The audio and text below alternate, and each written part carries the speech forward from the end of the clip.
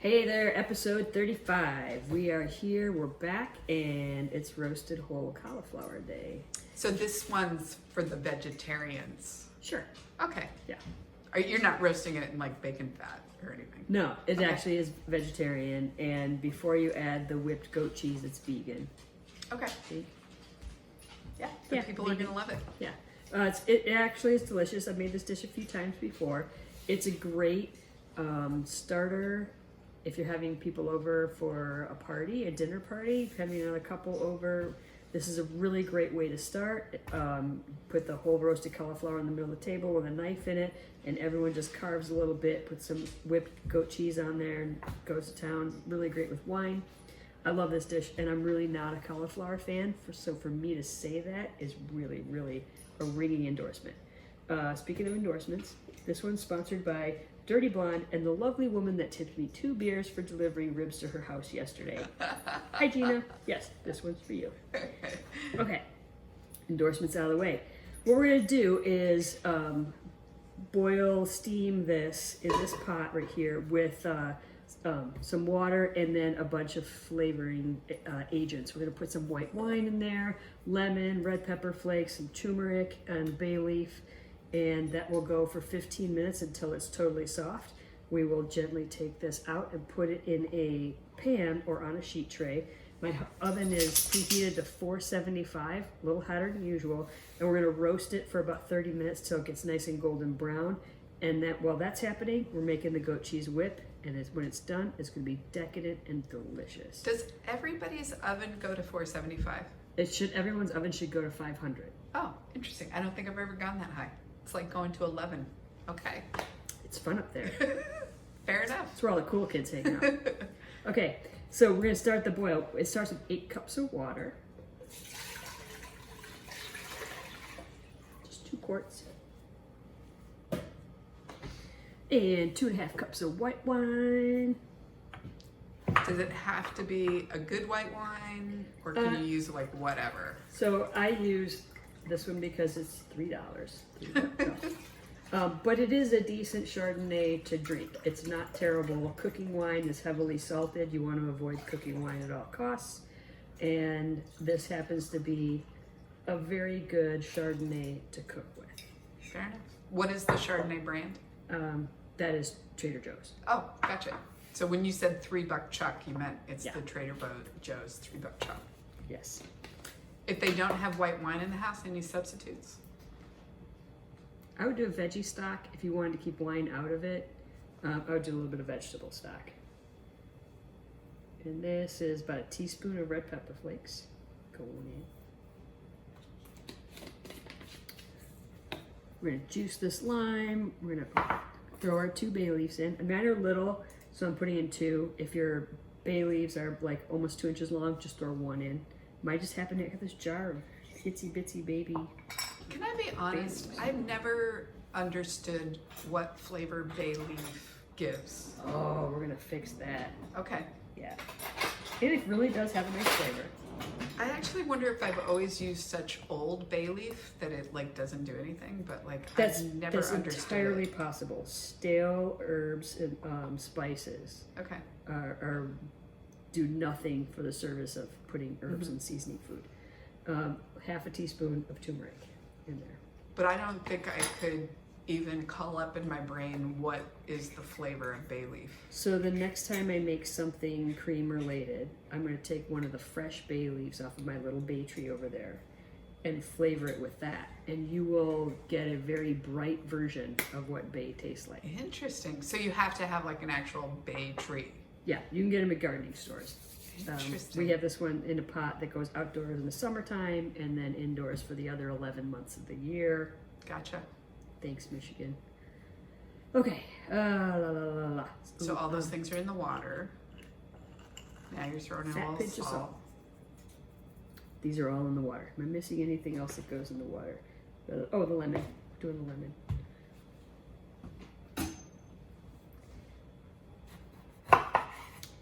Need a fork.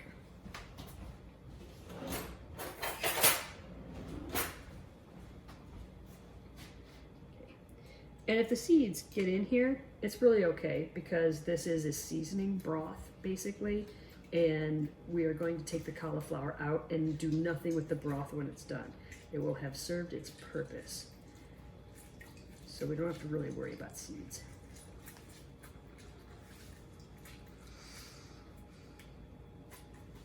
Awesome.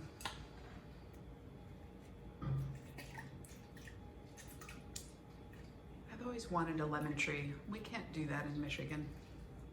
A lemon tree? Yeah. There's Just a as a place plant. in Eastern Market that sold them for indoors, and they had little tiny baby fruits on them. Yeah, he was doing a bang up job doing citrus indoors, and he had a plant shop kind of across the street from what is now DeVries Cheese Shop Mm-hmm. in that little strip. He did, he had a lime and a lemon tree, little ones that you could buy. It's great. So now we got to take our leaves off. And for anybody out of Michigan, Eastern Market is the Detroit indoor-outdoor market that's just amazing. Yeah. Like if you've never been to Eastern Market. It's one of the oldest in the country, and it's really huge. It's beautiful. It's one of my it's my favorite way to spend my birthday. Okay, so now this is submerged. It's only about half in the liquid, not totally submerged. But we're gonna put a lid on this and simmer it. So it's going to be a weird combination of simmering and steaming. Yeah. Okay. This is actually, if this were a big hunk of meat and we were doing this in the oven, it would be called braising. So people say braised meat. It's meat that's sitting in a stewing liquid about a third to halfway up, has a cover on it, and is roasting in the oven. That's braising. Didn't know where I went, did you? Awesome. Okay. All right, see you in 15 minutes. All right. We are back. This has had 15 minutes to sit here and boil and get nice and soft and tender. You want to be able to put a knife into it nice and smooth. Can I see what it looks like? Yeah. All right. How many minutes was that? 15. Okay. And it was on high? Mine stayed on high without boiling over with the lid on. Okay. You don't want it to boil over. If it does, turn it down. It'll Okay. be keep it at a simmer.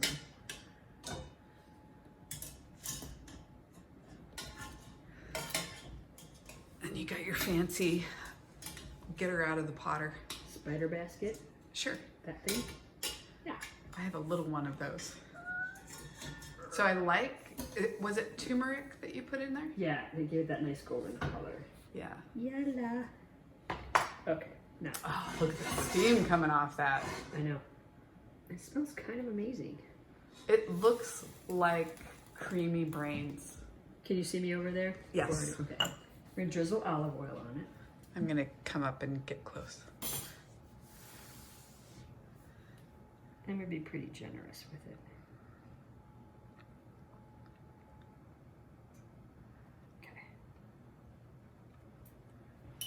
Okay. And you got it in a beautiful iron pan. Fat pinch of salt. 475 for 30 minutes. In it goes. All right. Just like that.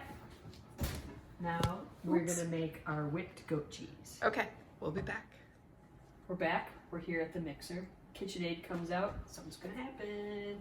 This calls for 4 ounces of goat cheese. That looks like 4 ounces. Ish. Close enough. I have some random leftover goat cheese. That's going in. Get in there.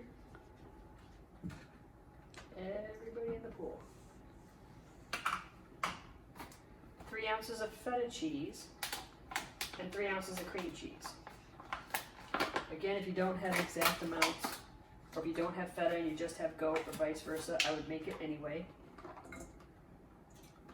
This is a 4 ounce bread, almost all ounce. So there's gonna be some cheesy goodness. Yeah. And it calls for heavy cream too, but I want to whip the thicker, harder things together first and bring them together and then put the heavy cream in, and I'll switch to the balloon whisk when I do that. If I were to add the heavy cream in now, it would stay lumpy. Can people do this if they don't have a mixer? You could do it if you don't have a mixer. You can mash this together with a fork and then add the heavy cream, and then as it starts to loosen up a little bit, you could probably move to a whisk or just a wooden spoon. All right. And just make it rustic. Something tells me it's going to be delicious no matter how it arrives. It's going to be amazing. This is one of my favorite dishes. Paddle. Oh, there you are. We use the paddle.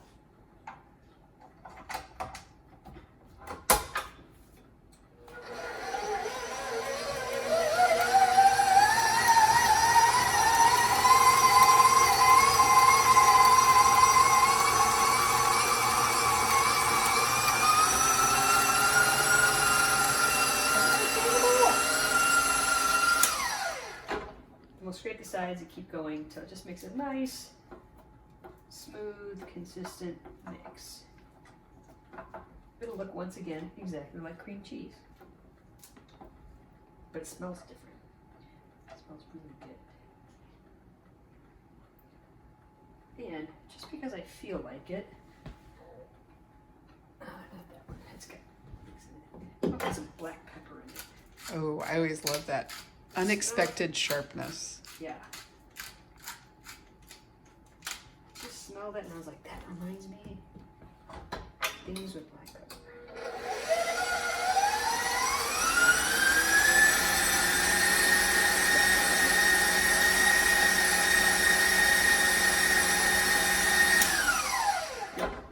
Now it's come together and it's loosened up a bit, so I'm going to start adding the heavy cream.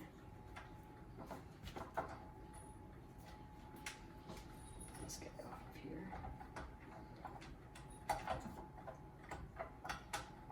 Where's your thingy dingy? There you are. Oop. Okay.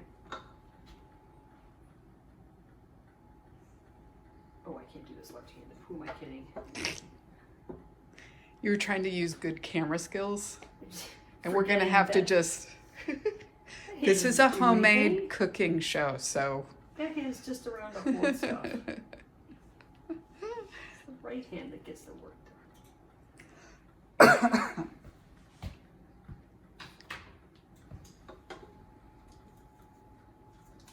Okay. Everything down at the bottom. I just want to see what the consistency looks like. All right. Put the balloon whisk. Heavy cream. This is all mysterious stuff for me, like people with KitchenAids. And again, I don't want to add all of the heavy cream in. I'm adding 1/3 of a cup. Actually, I'm probably going to add 1/2 cup because I know how I do these kinds of things. But I'm going to start with just a little bit at first, whip it around, mix that in. If I do it all at once, we're going to have lumps. Nobody wants that.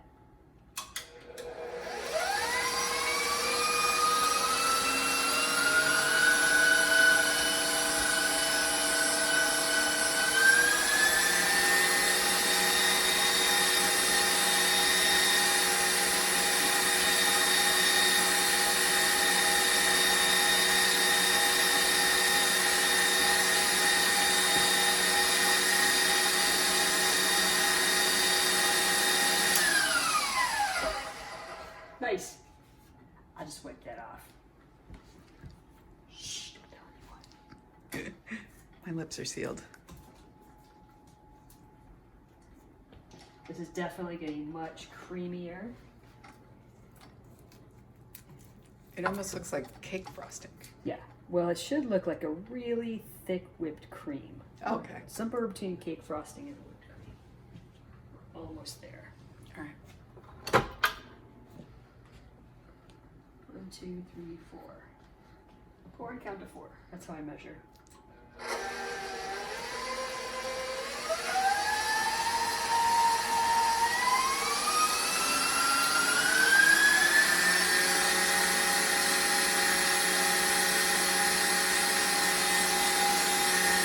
That's beautiful.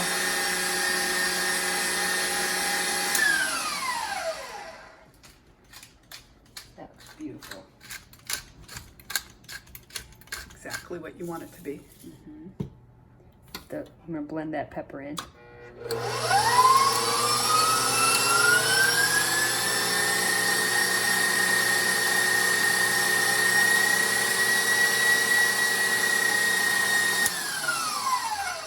And we are there. All right. Okay, 2/3 of the way there. We'll see you when the cauliflower's out of the oven. We'll plate it all up. All right, we're back. The goat cheese. Goat cheese is right there. That's this stuff. That looks like whipped cream. The cauliflower is in the oven and it's ready to come out. So I got my things. Gonna get it out of here.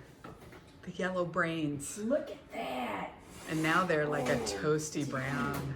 Oh my God, that looks amazing. Look how beautiful that is. I have to leave a pot holder on this handle because I will grab it after I took it out of the oven and it's flaming hot. It won't stop me from being a jackass. So I have to put a pot holder on it. Oh my God, that looks amazing. So this The is my steam favorite part coming about off this that. dish, is when I would serve it and I bring it to the table.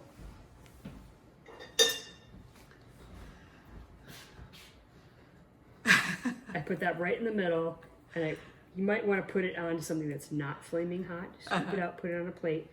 Steak knife right in the middle, and then the goat cheese. And I took some black olives out. I thought it'd be nice to just chop some up, put it over the top. We're gonna drizzle some more olive oil on the goat cheese. Bring these two things to the table. Just have some wine. And that's actually, like, even I could do this. Yeah. As long as I didn't have to use a mixer, which You don't have to. you don't have to. No, you don't have to use the mixer. Be nice and rustic. I wouldn't break out the mixer for this. Put there. Put there. I would just mash it together with a fork and a spoon. It'll be just as delicious. Lovely. Okay, Oh my it's gosh. 1,000 degrees, but I'm going in. Good for you. I think. Look at my tongues. Be sure to blow on it. Blow on it. It's for the weak. It's for the smart. I I'm don't know trying if to you be too guys can delicate. hear that sizzle. I'm gonna let that cool off. I'm gonna chop up my olives and put them in here. Mm-hmm. And I'm just doing black olives because I had them in my fridge.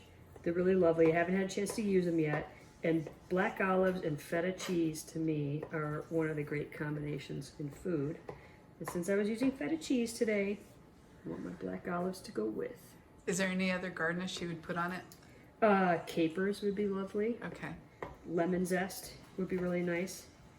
You zest the lemon that we squeeze the juice of before you juice it. Uh-huh. Probably be easier. Oh man, that looks amazing.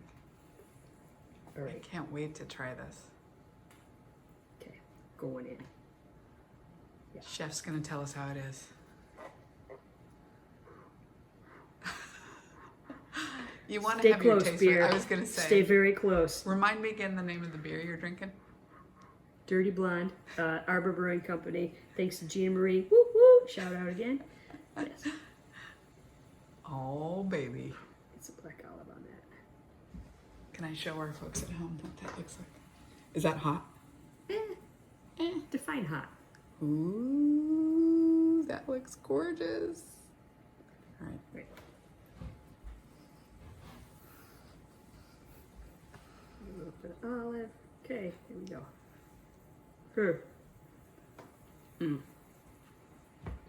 Creamy, That is decadent. roasty goodness. That is amazing. All I right. would say it's a conversation starter, but it's kind of a conversation stopper. Yeah, at your parties, I don't really say a lot, and that's saying something for how much I like to talk. Yeah, that is so good. Oh, that is just luxurious. That's the best thing to ever happen to cauliflower. I'm telling you right now. Forget that pizza crust crap. That's the way to do it. Just have this. Have it with the feta cheese. Divine.